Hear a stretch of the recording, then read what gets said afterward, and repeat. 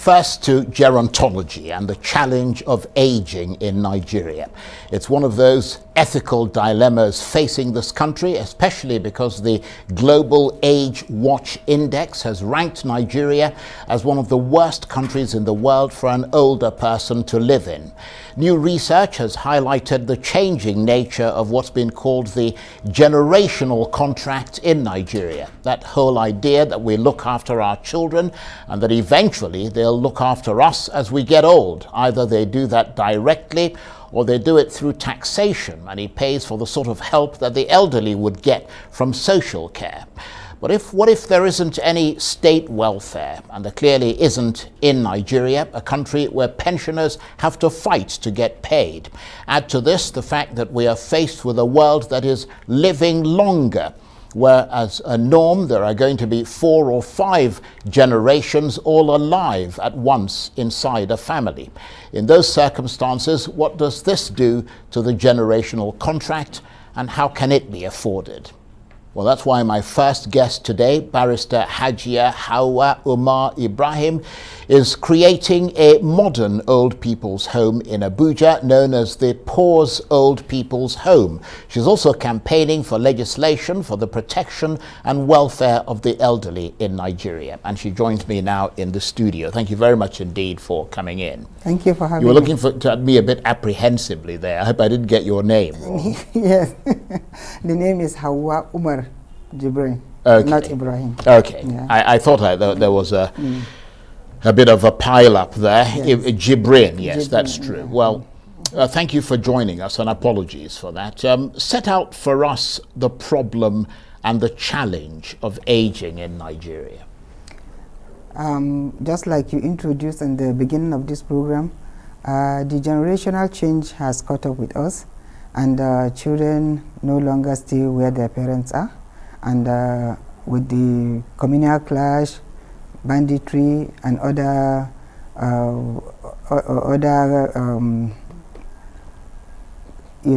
what we call rising problems, you find that the children have to leave and go far away and leave their parents at home. And eventually some of these breadwinners don't even get to make it, because these days you find many of these young men are into crimes, and they are the ones who we now arrest every now and then for one criminal act or the other. Most of them are in jail, most of them are being killed, and they leave their parents at home. And therefore it's getting to a point where Nigeria is going to have crisis taking care of the aged, and the government alone cannot do it. And that is why we decided as an NGO to be like a stopgap between the government and the people. And we are looking at it from the angle of trying first to sensitize them. People don't believe that you could go and keep your aged parents somewhere and they can be properly taken care of, because they just believe if you take them somewhere they will not be properly taken care of. But we have seen in other climes where the next thing you do when you can't go ahead and take care of your parents is to take them where they can be safe and where they can be properly taken care of. That does not mean you have abandoned them. You have the visitation right. You can come around, take them out. You can even keep them temporarily, pending when you are able, to find a comfortable place for them. So we want to introduce this so that people will know, instead of abandoning them at home, instead of the aged feeling lonely and dying lonely, because a lot of aged parents now are just lonely. They are not socially and emotionally, they are not being taken care of. The government has not put in place policy. Well, that was going to be my next question. Okay. Do you think the government just leaves it to the relatives to do that? I mean, because that's been the tradition in this country, hasn't it? Yes, very well. Because even those who think they get their pension, the pension is not forthcoming. We see all the stress they go through to be able to get stipends, because with the economic situation, the amount doesn't change. Right. So it basically takes away the independence that they might have had. Yes. The self-confidence is no longer there. There's no self-reliance. And unfortunately, there is no provision for them to acquire skills. Because with what we are doing, we want to make provision where they can acquire skills. If you are out of office or you have worked and you got to a point where you are tired, you could do something, maybe within the community where you are. so that you can earn something and just and also remain productive. Exactly. Because when you're productive, psychologically, it helps to strengthen you and to prolong your life. And improve the quality of your life. Yes. So given the changing demographic, I mean, we're hearing, for example, that people in Nigeria, because obviously of modern age and better, medical facilities and that sort of thing, people are generally living longer. People are more aware of the things that they ought to eat and the way that they ought to live in order to live longer. Should Nigeria be looking more urgently at establishing old people's homes? In other words, the government itself, rather than individuals such as you? Of course, and that is why we are starting it. It's just like a reawakening. It's like we are trying to tell the government that this is what you should do. Because one old people's home cannot take care of all the old people in Nigeria. So we want, as we are creating awareness, as we are beginning, others will join. The government too will now begin to look at it more closely. They will begin to pay more attention. And that is why you see the the Ministry of Humanitarian Affairs, they have taken it up now to establish National Citizens Center. It's just a step in the right direction, because it might not be a home, but it will be a place where the senior citizens, for those who are enlightened, who can go there, because what we are looking at are those who never worked in offices, those who are in the rural areas, because some of them, once they cannot farm, once they cannot go out for petty trading, life stops for them. And is there a part of Nigeria where this is a bigger problem? Because, I mean, you talked about kids going out as bandits and all sorts of things. I mean, that suggests that it's more prevalent in the north. Yes. The north, if you go to the IDPs now, you will be amazed, because there are too many old people there just waiting for what they can get, feeding from day to day.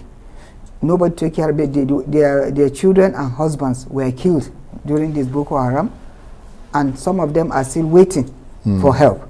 So in the north, this is what we are experiencing right now. You go to Katsina, you go to all other places where these things are prevalent, you find that all the elderly ones are being left at home. And when it's time to even move away, it's difficult for the elderly people to move with them. Some of them leave them behind and leave them to their fate.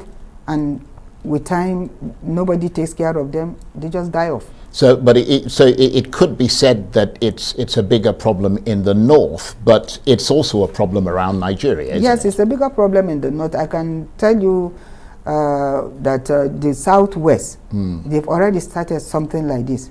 They have the old people's home in the southwest, whether up to standard or not, but they are doing something like this. And is that the governments there doing it, no, or individual, private? The government, I don't know if the government have any input in it, but I know it exists, and I can see that some NGOs are into it too. Yeah, because I mean, most of these old people's homes are run privately, Yes. but the government can support those. They can complement the effort of the NGO, and they can also, recommend them for international, donors, because sometimes if you want to donate to the elderly people in Nigeria, you have to go through a means, because you don't know who you are giving this thing to. So let's talk about what you are doing. Yes. Because you've obviously recognized that there is a problem, Yes. and you're trying to find a solution to Yes. it. You're creating an old people's home in Abuja called the Pause Old People's Home. Yes. Tell us how that is getting on. Yeah, we have started on the advocacy level, and we have also been going around, particularly the communities within the federal capital, where we know we can identify the aged people. From time to time, we go see them, we give them palliative, we take them out for medical checks, we even take them out so that they can have fresh air, because sometimes moving from one point to another is quite a problem. Yeah, we can see some of the pictures there on the screen. Yes, because they don't have means of moving from where they are to where they want to go. So, and the environment is not elderly friendly. We don't have environment where you see walkways that you can just walk take a walk, go to the supermarket, so go to the we market. can see, is that you taking them for exercise? Yes, this is just to make them have some fresh air, to exercise their bodies, to have fun. They need to have fun sometimes, in social interaction, because they need to see their peer group. They need to be able to connect. All of them stay in different places. Some of them stay at home and nobody talks to them apart from their grandkids and their children. And when they leave for work, nobody is there for them. But when we create a forum like this, you see them, they're sitting together, talking together, and at least once in a while, it gives them that sense of belonging. It's psychologically healthy, isn't it? Yes. You're also doing advocacy. I mean, you're lobbying the National Assembly to create specific legislation. Is that right? To help. I mean, you're a lawyer. You're trying to see whether laws can be made to protect the welfare of the aging population. Fortunately, we have the Senior Citizens Act, which has come into existence as a result of the Senior Citizens Center. So we shall be using the act to see how we can push for some of them to be taken care of, particularly when it comes to the issue of welfare, skill acquisition, because they need to some of them need to have something to do. You go to other places, you find that some don't age at all until they die, because once they leave office, if they are working, they continue with something else like a hobby. They continue until they can no longer do it until the end of time. But here, when people leave, after 60 years, you find that they hardly find anything to do. And for those of them who were going to the farm and they can no longer walk to the farm, they seem to be idle. And it's not good for them. It's not good for their health. Absolutely. Well, we have to commend you for what you're doing. I think it's a great idea, and I hope that people are sort of watching and other people will take up some of what you're doing to create a bigger critical mass of, if you like, helpers. But stay with us, we want to talk with you some more. You're watching the Arise interview, plenty more still ahead as we continue our chat about the challenge of aging in Nigeria in the 21st century. Stay with us.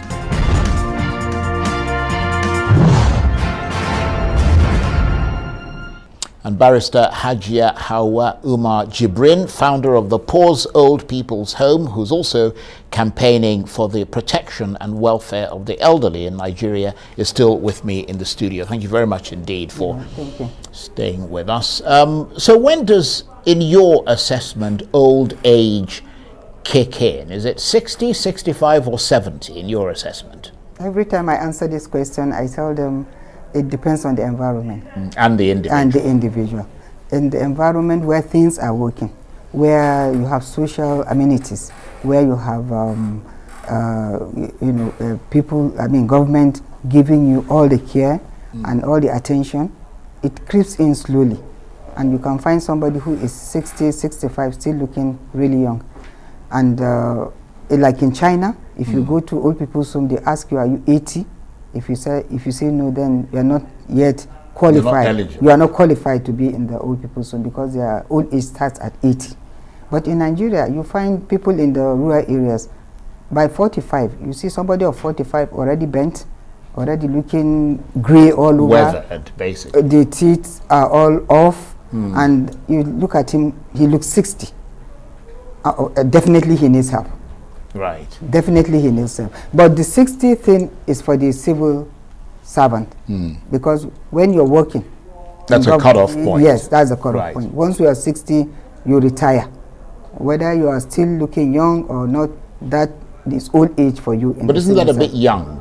Yeah. I mean, to retire. I mean, that kind of puts out a lot of many more sort of senior citizens. Senior citizens. That the country can cope. They can't cope because at that point you still want to work. You are very active. Absolutely. The brain is still sharp and you still want to do something. But once you are forced to leave office, to go back home and stay, then something else creeps in. Right. And before you know it, you become a dementia person. Yes, yes. You start having all the ailments associated with aging, and that is how it goes until you become a liability to the society. And that is why we are trying to see if some of these government policies could accommodate people who are beyond 60 to do something outside their offices. Yeah, that makes a lot of sense. Yes, because and that brings us to your old people's. I mean, I probably shouldn't even call it an old people's home. Yeah. The poor's, it should be the poor's people's village. Yes. Because what you're planning, from what I've read, is much more comprehensive than just a home. Tell us about it. Yes. What I'm planning to do is to have them in an environment where they will be safe, and they will also continue to interact like people outside interact, where they will have playground, they will have a place for artwork, they will have their restaurant, they will have a swimming pool if possible, they will have supermarkets, they will also have a shopping complex where whatever they want they will get, so that it gets to a point that you don't need to tell them you go to the market or go to the shop to buy what you need within the environment. While you are walking around, we also want to have a space for them where they can move around like a garden. Once you are tired of staying indoors, you can move around, stay, but within the enclave of what we are doing, because we don't want them to move out, because security wise we might not be able to guarantee security for anybody going to the town and coming back. So we are trying so hard to see that all the things they would need outside, we have them within. And that is why we call it a self-contained. It's a self-contained. And we also we're going to have a hotel beside it, because if you have an elderly person who is in our care, you can come and visit and stay. You can stay for as long as you want. That's a very commendable idea. Yes. But how far has it gone to becoming reality? In fact, that is why we are voicing out our plans, and we're trying to see stakeholders who are interested to come around and give us this support.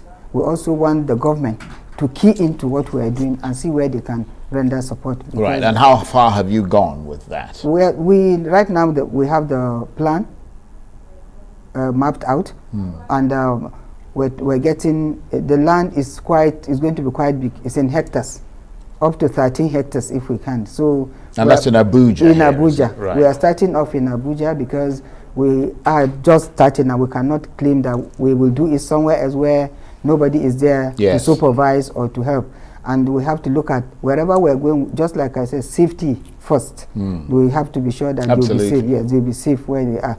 So we're still pleading. We're pleading with the government to give us that support, to believe in us. And we want the people to have confidence in us. And that is why we are now doing it at the community level. Right. Because if they trust us, you can see from the way we are presenting them, these are people that once they see me, they know it's me who is taking care of them. Once I come, I say, let's go out, they'll go with me. Because if there's no confidence, nobody will just allow his or her old person to go with you where they don't know, because they will suspect. These days that nobody trusts anybody, they will suspect you're going to harm the person. So I think we are building confidence in the elderly people around us, and we are also seeing the enthusiasm. They are happy. When they see us, they are happy, and we do create things that will make them happy, so that with time, when the home is available, those of them who are entitled to remain in the home will willingly do so without coercion or any inducement. So what's the name of your NGO? I mean, all this falls under the auspices of an NGO. Yes. The Poor's Old People's Home. Okay, that's the name of the NGO rather than the thing itself. And it's under that NGO that you go out now to. But all the people that, I mean, we've seen pictures there of you sort of taking old people out and that sort of thing. Is that all within the Abuja area? Yes, we take them to Millennium Park, the Julius Berger shooting range, and some other places. Now all the parks are closed because of the COVID-19. So and the rainy season also. So we are very careful where we take them to, because we don't want them to get sick, and we don't want to expose them to any further danger. But normally we take them out to get some fresh air. We also get them medical personnel to check blood pressure, sugar level, malaria status, and we give them drugs. We have these routine drugs. We give them the ones they take just once a day. And you mean like multivitamins and things? Like if you have high blood pressure, right? Okay, you know, there's this. Yes, if like you have amlodipine. Exactly, like exactly. Okay. If you have diabetes, we also have the routine drugs. Then the prostrate, we have the not when it's there, before they get. We give them what will keep them safe before they contact the prostrate disease. So these are things we do for them, and we also offer them palliative. As I'm talking to you on Saturday, not this Saturday, it's coming Saturday in August, we're going to get them together again, and from time to time we give them palliative in form of food, in form of toiletries, and then some we give them some money at least to have something to hold. Yeah. Well, I want to commend you for what you're doing, and hope it all comes together. Barrister Hajia Hauwa Umar Jibrin, who's founder of the Pause Old People's Home. Thank you very much indeed.